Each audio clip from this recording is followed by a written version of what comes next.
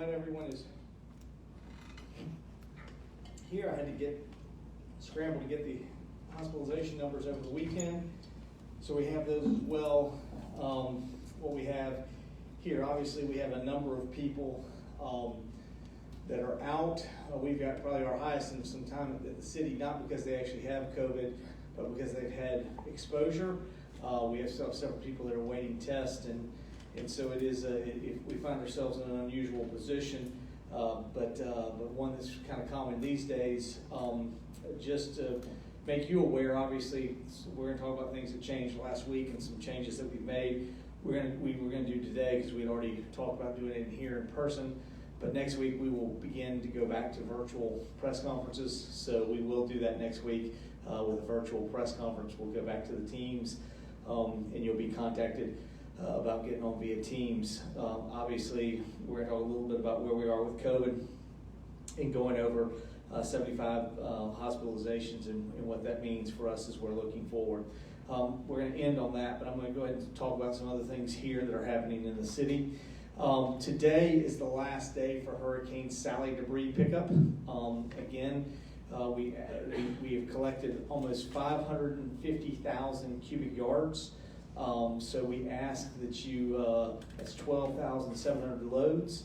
Again, you should have had your debris out there before today. Today will be the last day that you see at least the big black trucks driving around picking up stuff in the city of Pensacola. We very much appreciate them here. I know that many of y'all, I've seen the comments, will be they can be somewhat menacing, but they've actually done an incredible job for us. We very much appreciate them being here, and today's the last day. Now we'll still be handling some of the debris both at the port and at the airport until we can whittle that down, get that all taken care of, and get it transported to where it needs to be disposed of. Those operations will continue to be going on, but we will not be collecting any more debris. So from today is the last day of debris collection. Otherwise, we go to the standard. You will be picked up at the same time your trash is picked up. So going forward, we will be doing that. That's a little bit about where we are related to tree debris. And again, I can't say thank you enough to John Pittman, his team, and his contractors. I think they've done an amazing job in less than 2 months to get this stuff cleaned after a sizable Category 2 hurricane in the amount of the 550,000 cubic yards that we've collected. So that's a lot of debris. Mayor's Neighborhood Cleanup. The rest does not stop for John. He and his team have 2 more cleanups that we appreciate many of you allowed us to postpone. What was originally scheduled for Saturday, September 26th, that cleanup is going to happen this Saturday, November 21st. This covers portions of Scenic Heights neighborhood and Spanish Trail area. Please see our online map to confirm whether you are in the cleanup area. Again, we'll be having a mayor's cleanup this Saturday. This is for the originally scheduled September. So if you were originally scheduled for a mayor's cleanup in September, your cleanup will be this Saturday. So they will be out picking up. Mayor's Neighborhood Cleanup allows city sanitation customers the cleanup area to be eligible. They'll clean up eligible items free from the curbside pickup. For more information about the Mayor's Neighborhood Cleanup, please visit cityofpensacola.com, and that will tell you all of the items that are eligible for you to place out there on the street. But we will be, those of you who had a September one, we will be picking you up this Saturday, November 21st. The Port of Pensacola will be featured on a national TV show called The World's Greatest. The Port of Pensacola will be featured highlighting the port as a premier and most historic deep water ports in the world. The World's Greatest episode featuring the Port of Pensacola will air Monday, November 23rd and Monday, December 7th. To view the schedule, visit worldsgreatesttelevision.com/TV-schedule. So again, I'm not saying that we said we had the world's greatest port, but I am tangentially going to allow Amy to take credit. If we have the world's greatest TV show come here, then we're going to call it that. But really proud of the work that Amy and her team have done. The port has taken a beating through Sally, but it really is in very good shape. The ability of the lease we were able to negotiate and settle on last Thursday I think will be a huge boost to the port. Again, that is not even inside the fence line. That's port property that's next to New World Landing. So utilizing what's been an empty parking lot and allowing us to derive resources from it, create jobs, and another opportunity for a hotel in the area. It was really a very, I think, well-negotiated lease from the city. So we feel very happy about that and looking forward to continuing to move forward. But we have lots of things happening at the port, and I'm excited that they are now going to be on the world's greatest TV show. So we're happy about that. This is a reminder that B and Gimbel Stormwater Rehabilitation Project begins today. Construction of the B and Gimbel Street Stormwater Rehabilitation project will begin today. Again, this is the 54-inch metal storm pipe that runs from B Street and Gimbel beneath Joe Patty's Seafood and discharges into the A Street ditch. We're going to be fixing that so that we don't have any further deterioration on that. Construction is expected to take approximately 60 working days to complete. For questions about the project, please contact Pensacola Public Works and Facilities at 435-1645, 435-1645. I see Derek in the back if you have any questions about that. Langley Avenue Roundabout update. Due to weather delays, the new substantial completion date for Langley Avenue Roundabout project is expected to be Wednesday, November 25th, weather permitting. That's the day before Thanksgiving. Langley Avenue at Hilltop Drive will open to traffic at that time, but drivers are reminded that the area will remain an active construction zone until the project is finally completed. Traffic will continue to be detoured around the area until November 25th. Drivers are asked to use alternative routes as possible and follow all posted speed limit signs. For questions about the project, please contact Pensacola Public Works and Facilities or the Engineering and Construction Services Division, again at 435-1645, 435-1645. The resident satisfaction survey has been completed.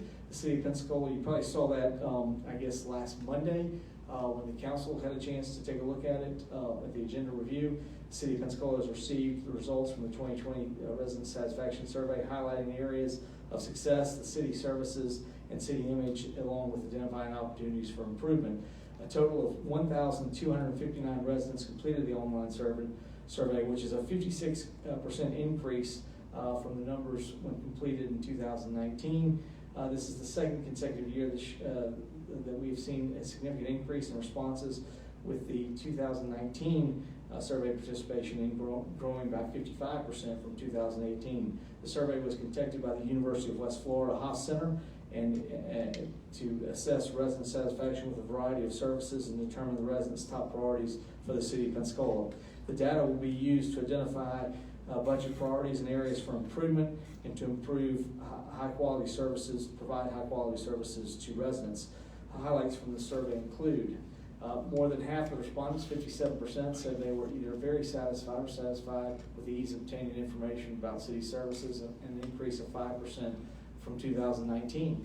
And 54% of the respondents said they're either very satisfied or satisfied with public access to the waterfront. Pensacola International Airport received the highest customer service satisfaction rating of any department at 87%, giving them 4 or 5-star ratings. 58% of the residents said they're very satisfied or satisfied with the city's performance in promoting the city's image.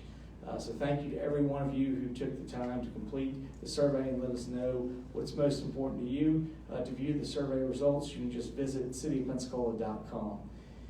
And finally, to COVID-19. So last week we went above 75 hospitalizations. I was very clear with you back in September that I saw sort of that 75 to 50 range being things that we would move and take action. Clearly, there were things that we thought were more appropriate, probably looking at the mask ordinance in those categories, but the council chose to keep that, and we ended up working at the end and coming to the emergency declaration. So again, we declared an emergency declaration. We began to change some of the things that we're doing in City Hall. Again, we'll be going to a virtual press conference next week. So we'll be doing all of those things. We now have the state of emergency is responding as our on Tuesday, our hospitalizations went up to 78. They then climbed On the 11th to 89, 85, then 87. Then over the weekend on Saturday they went to 80. Sunday was 87, and today is 86. So again, the good news is we are seeing some stabilization as opposed to our last spike where we just continued to keep going for about 3 or 4 weeks until we finally reached our peak at 246.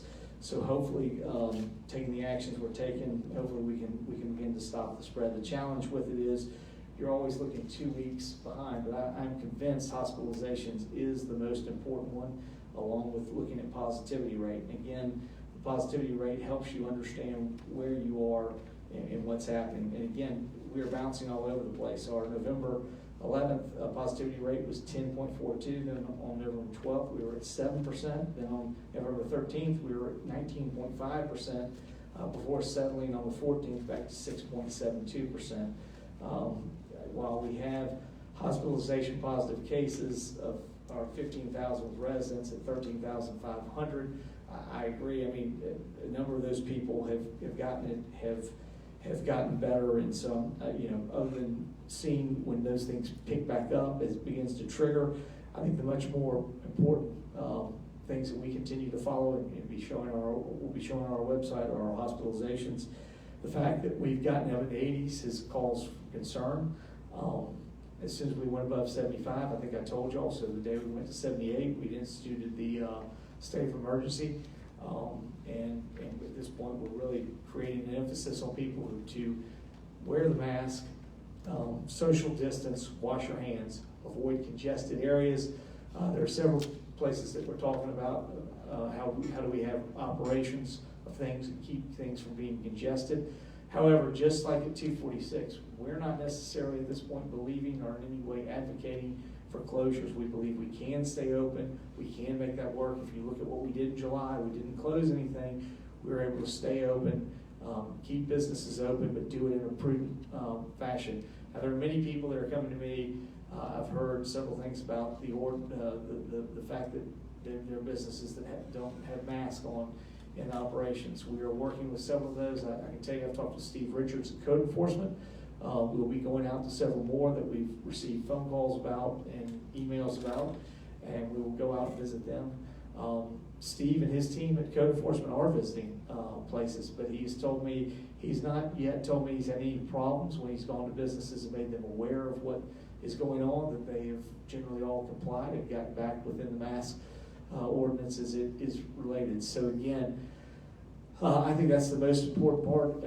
As I said earlier, I think we're going to be going through this process up and down for a while. I believe the way we work through it is management. It's proper management, messaging, the things we're doing, and we certainly appreciate what you as a media help us do and message. Because again, I think this is the time that we got to be diligent. And while it would seem like if we could just mandate it and it would automatically happen, that's not the way people are, which is why my position 2 months ago was we can't just mandate things, we have to manage it. Simply mandating without threat, it creates where we ended up today, where even despite the mandate, we see numbers going up. So again, I would have liked to have had the opportunity to bring the mask ordinance back and forth and be very clear in our messaging and showing people that if we go over 75 hospitalizations, we've got to really focus and get back into our good habits, and we'll keep that up until we can get hospitalizations below 50. At that point, I would be more than happy to remove the mask ordinance and go forward. And I think again, I understand a lot of people have concerns, but the practical nature of the way people react, it's the same way I told you, if there's a tropical storm or a hurricane in the Atlantic, nobody's getting excited. It gets in the Gulf of Mexico, we start figuring out what to do. I think the same thing is true of mask ordinance. Masks work. Again, you've never heard me say that masks don't work. Mask mandates, though, you can't just mandate something and expect it that somehow it's going to make it go away. It's a constant management, it's constant work, and I appreciate the staff at the City of Pensacola that continues to work through that. But this is one of those times where we've got to become serious about masks when our hospitalizations have gone up, and we need to get serious about it and trying to push the numbers down. Again, we stay focused on hospitalizations with kind of a secondary calls at looking at positivity in new cases. But overall, again, we think that's why we made the decisions we made. I'll be talking with the hospitals today about some things that will be going forward in their experience, what they're seeing. But I know they're still relatively, until they get to about 100 hospitalizations overall, still operating in the green. But the problem with it is, obviously, when you look at hospitalizations, you probably are 2 weeks in the rearview mirror. So again, it's important to have a number that allows you some leeway. That's why we picked 75. That's why we're working with that. And if we go above that, we're going to get very focused on bringing it back down. If we get it back down, then we can look at how we manage it at that point. But again, you'll always see what you've seen here, the practice of masks at City Hall. That's been happening before we had a mandate. It will continue to happen afterwards. But the deal is that we believe now's the time that we need to really be focused, and this is the time that we need to push our numbers down. If we do that, we can get back to a point where we can relax, but this is not that time right now. So with that, I'm happy to answer any questions. I appreciate your time and being here. Thank you for being here in person today. And again, next week we'll be back to teams. John. Mayor, good morning. How are you doing? Doing great. COVID, large public gatherings. We're 7 weeks away from the start of Mardi Gras. Have permits been issued for Mardi Gras events in Pensacola, and what do you see going forward here? There are two things that are happening, and I think we're trying to all figure out how to work with it. One of the things that does happen is clearly if we can do more things outside and during the day, it is a more productive use. I am meeting with Danny Zimmerman. I believe it's this week. We're going to be discussing some things with Mardi Gras and seeing where we go. I think there's an intention to do something with Mardi Gras, but to make sure that it's done and how can we deal with the congestion side of it. So I think there's going to be a lot of discussion about that. I would say overall, if you have concern about yourself and your health, that you're going to have, all of us will have to make individual decisions of whether we go or not. But clearly, what we're looking at is doing something that would be much less congestion, and we're in the process of working at it. I don't have the exact answer for you at this point, John, but I've told Danny I want to see what the conditions look like, and so we have a better idea of what we're facing as we go into it, and then making decisions from there. We've had a number of events. We had a number of events around Veterans Day that were here, but we had those outside during the middle of the day, plenty of UV. So I doubt we'll see as much. Spread as a part of those. So again, I think there are some things we want to see done. I think the challenge is going to be more night parades, maybe. I think we probably won't want to do night parades and things, but I think if we can do celebrations and celebrate Mardi Gras in a way that is during the daylight hours when we still have UV and the sun out, I think we're going to look to see what we can do and work with groups. But it's going to take all of us being a little bit creative in how we do it. So at this point, we are discussing it. We don't have a solution, but I think you'll see much more focus trying to bring some things into the middle of the day. Yes. On a practical level, what does the state of emergency allow you to do? And I guess in context, like, can a municipality really do anything in light of moves made on the state level? No, in the state we can't. Well, I mean, but can you in the city, or does the state override that? Are you talking about? Okay. Certainly state rules override it. So again, what we're dealing with the mask ordinance, because of the state's position, but remember the state is silent when it comes to businesses. So we are still enforcing the mask ordinance related to businesses.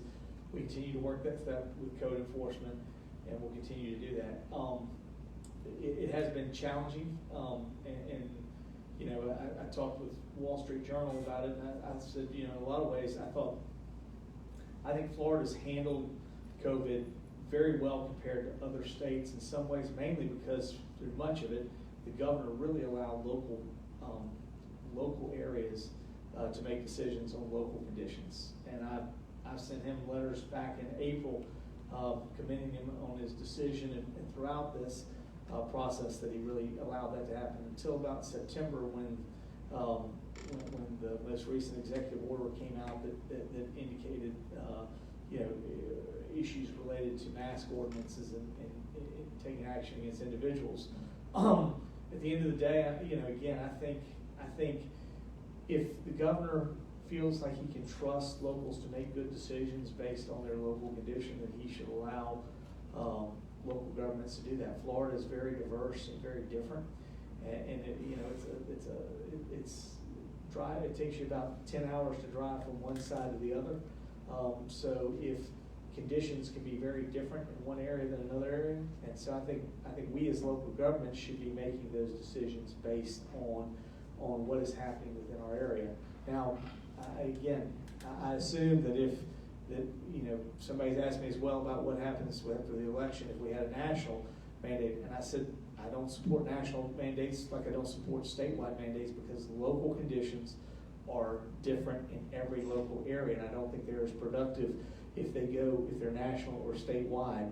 What should be happening is your local area should set up some parameters, some kind of reasonable thing that they're watching and letting you know that they will take action based on what's happening. We've been very clear about our feelings of where we feel hospitalizations are the number we track, and we've been very clear about if we get to certain levels, we will exercise one way or the other, either look to apply or to take off.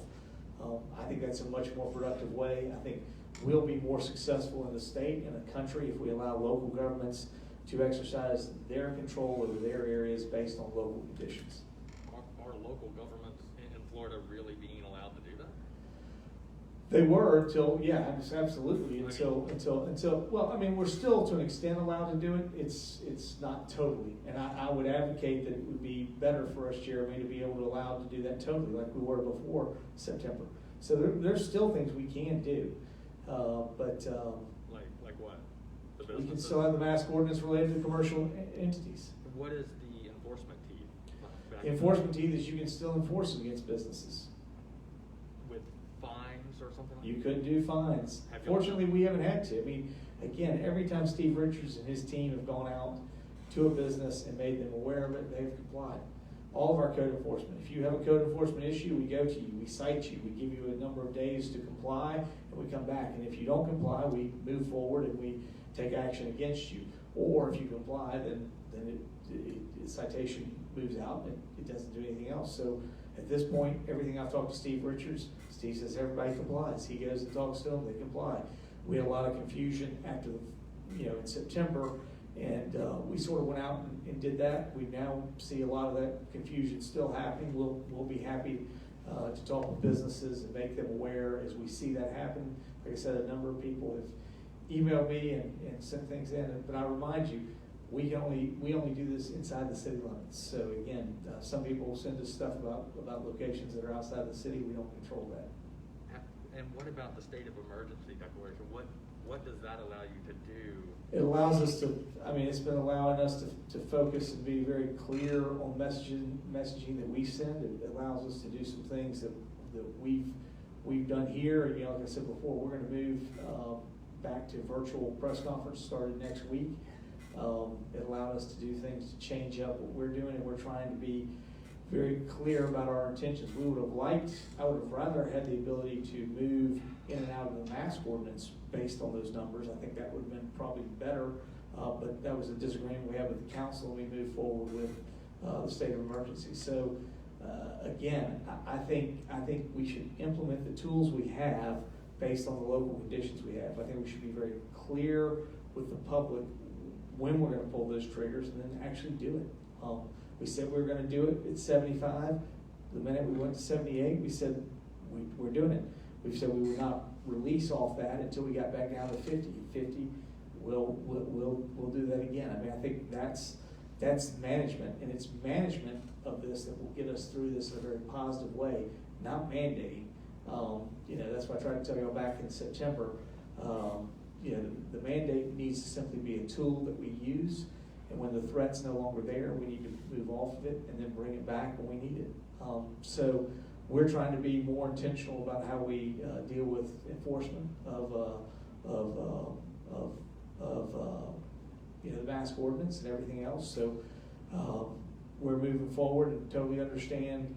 At this point, we're trying to get everybody's attention to be like, hey, we need you to wear a mask. We need you to be very focused. It's easy, to begin to get lax.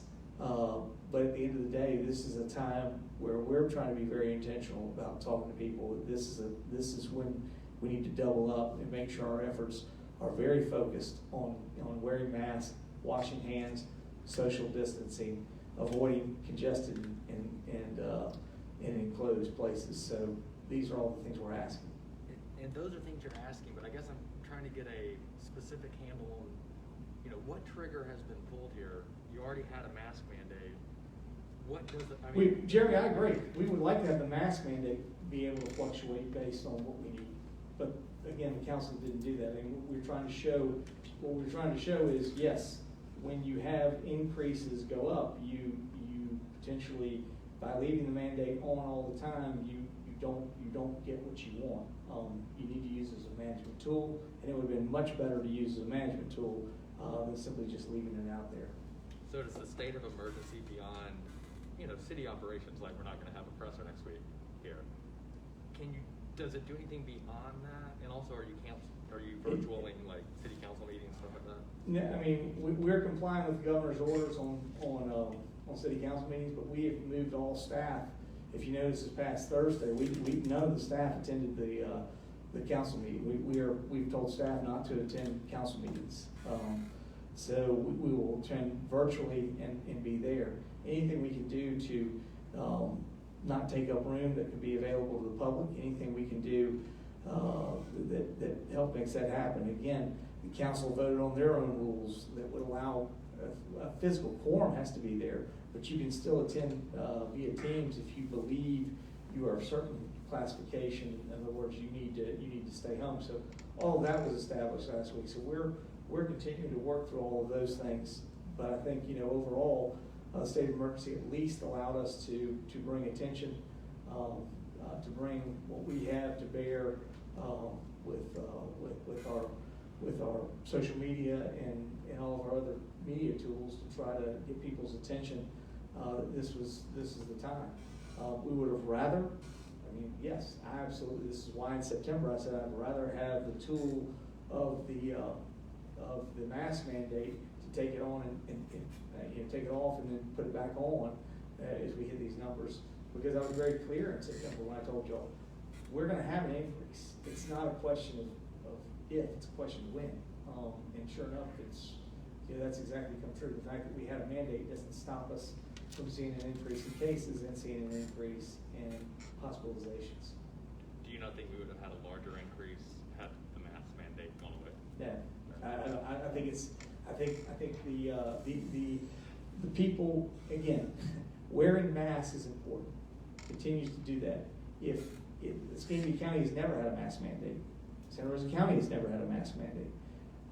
If mask mandate was there, that would have. But the issue is trying to get people focused when they need to be there, which is why in September I thought it was vitally important that we have that flexibility. I tried to explain that to the council, but again, until you go through it again. But this is the third time, Jeremy, this has happened. So it's probably going to happen a fourth time. But this is what we're seeing. We're seeing an ebb and flow. It's not as anything happens, but as we get more lax and get more focused, this is going to be a natural phenomenon that happens. So, it sounds like basically your primary tool in your toolbox is the public messaging that you have. How effective can that be if the other local governments in the area, like the county, aren't ringing the alarm bell like the city is? I think that's always, if we could get on the same page and we could show some consistency on how we do it, I think we've got a method to figure out how to get us through the virus. So I think it's there, but I think part of it is always trust, and I think that's one of the things that is most important is in trying to figure out and get numbers specifically. if you build consistency and you show people, okay, if we get to this number, we'll put it on. If we get to this number, we'll take it off.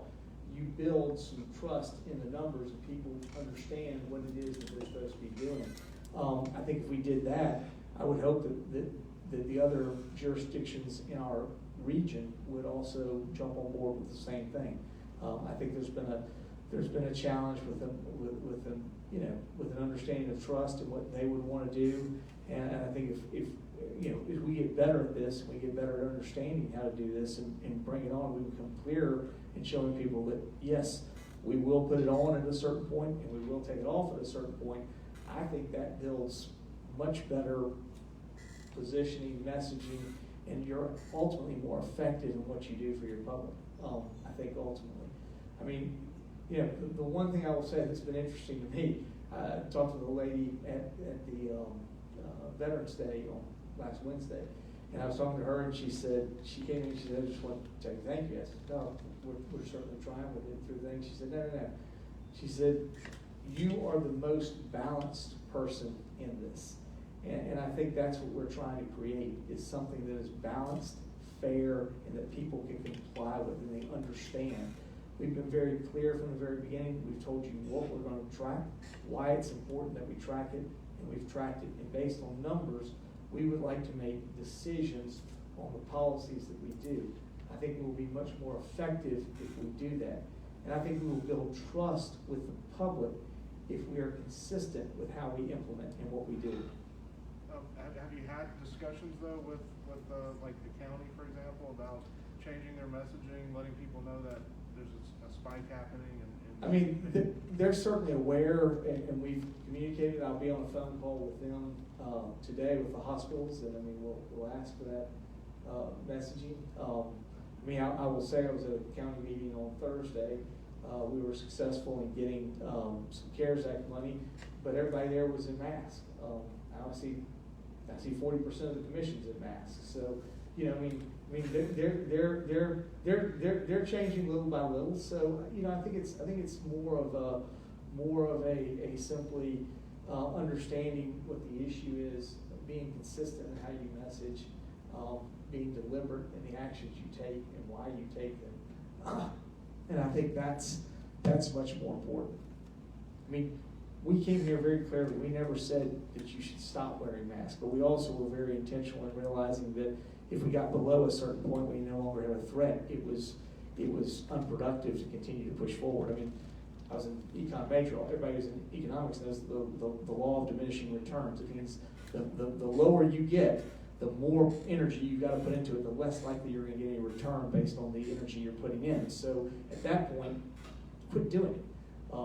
Let it go out, relax, but be very clear about the messaging of when you'll come back and reinstitute. And again, we've picked 75. At 75, hospitals are still in the green area, but it is a critical number by which, because we're 2 weeks in the back. So we've got to take a look at it and stay on top of it. But we're working with them, and we continue to message with them. And I know, I've seen many of you on your medias have the hospitals on there, and they've said, "Hey, we're working through this. We understand. We see the numbers spiking back up, and we're working diligently to get on top of it." I think the better we learn how to deal with it, the more effective we are in responding, the better we will be at driving those numbers down. The city council is also going to have an installation ceremony next week. That brings in a large crowd.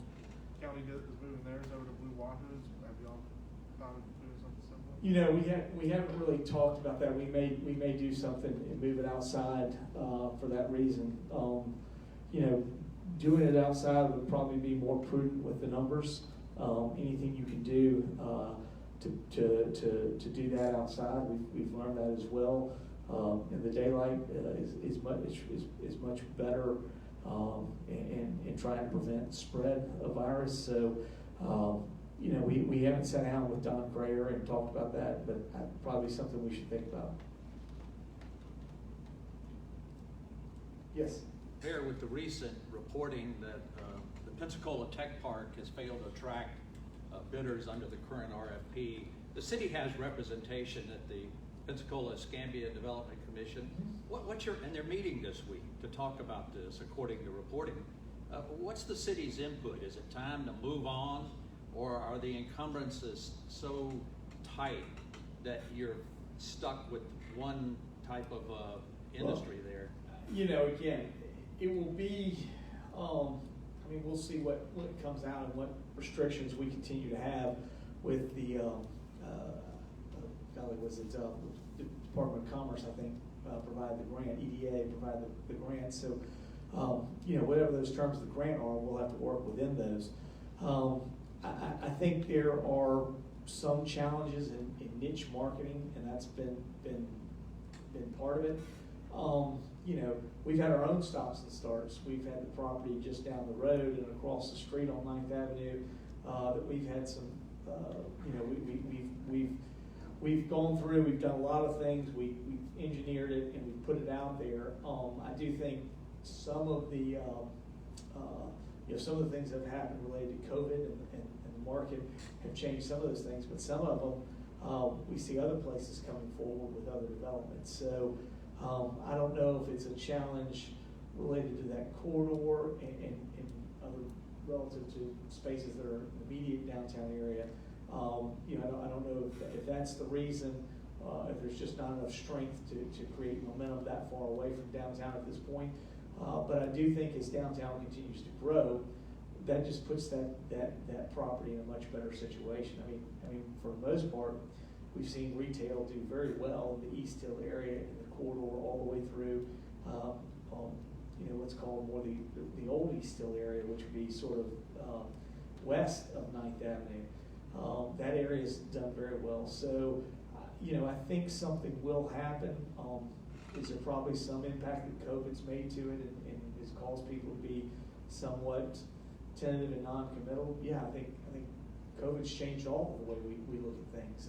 COVID certainly changed the way we think about office space and office buildings. So, if you were designing something that was going to be for office use, COVID has put us into a world where we're not really looking at how we can do things remotely. So it doesn't surprise me, some of the challenges that area's having, and perhaps we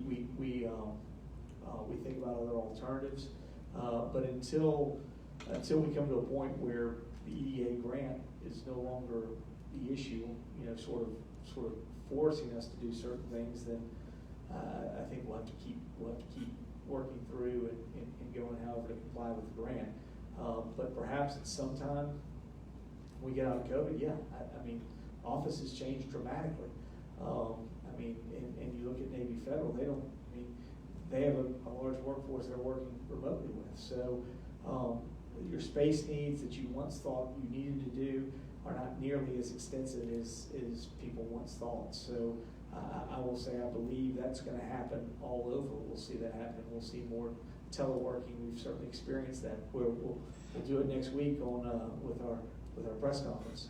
Although I tend to still like the old face-to-face, but obviously with the conditions COVID makes, it causes us to have to look at doing things a little differently. Have y'all started work on getting ready to work with a new administration in Washington? We certainly will be looking at that. We're in the process of looking at all the things. We've got the new legislature. We'll be bringing immediately, first meeting, we'll be bringing a vote for legislative priorities at the state level. There'll probably be some at the federal level. Obviously, we'll look to meet with them. I would say we look forward to typically in February being back up in DC. The challenge is obviously travel and COVID, where we go and what we're doing. So, at this point, we're still just trying to figure out what we're doing here. But I do think over time we will, as we create our own new council and we look at how we interact at the state level, we will eventually get to a point where we think about how do we interact at the federal level. John? Right, Mayor. On the subject of COVID's impact on business, the aviation industry has been hammered pretty hard. Massive losses and layoffs. What's ST Engineering telling you about the impacts of COVID on their current planned operations? Well, I don't know if you know, Thursday we moved forward. We signed a fairly important, we got something done that would be very important in us moving forward on Hangar 2. But it also really commits both entities to moving forward with Element 2, which is Hangars 3 and 4. So that was a big step on Thursday in that process. ST still believes, and everybody in the aviation industry, that we'll be back, back to sort of where we were at this point in 2022, 2023. So that'll be right about the time we could be coming out with Element 1 and Element 2, which is Hangars 2, 3, and 4 all together. So, right about that time, they're trying to position it. And again, some of the slowness that we've probably gone through has been a result of COVID, but they believe, certainly coming forward, that we need to be moving to get those hangars set up so that we are prepared when they do expect sort of things to come back to where they are 2022, 2023. From our standpoint,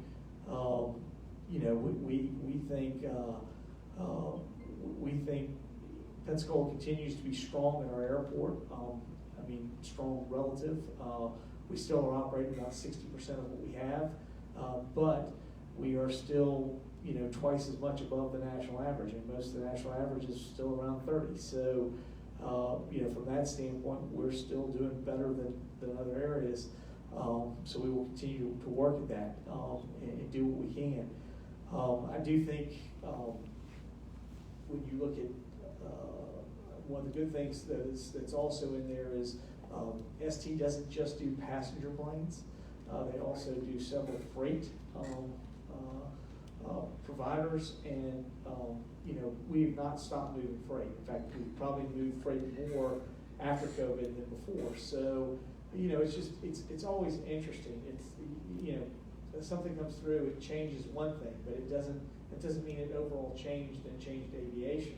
I think it made air freight much more important and in what's happening.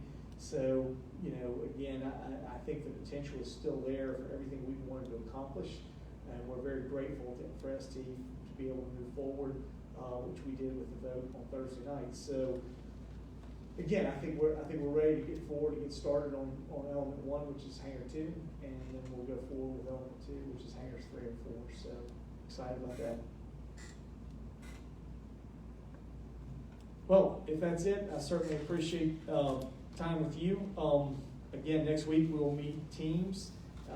Casey and Kimmy will get you the information on that. Otherwise, I'm sure I'll see you next week. Hope you all had a good, looking forward to a good Thanksgiving, and we'll look forward to seeing you next week. We still got a lot of work here at the city, but as we sort of move into the holidays, we'll be looking forward to that. But have a great week, have a great weekend, and we'll see you next Monday on Teams.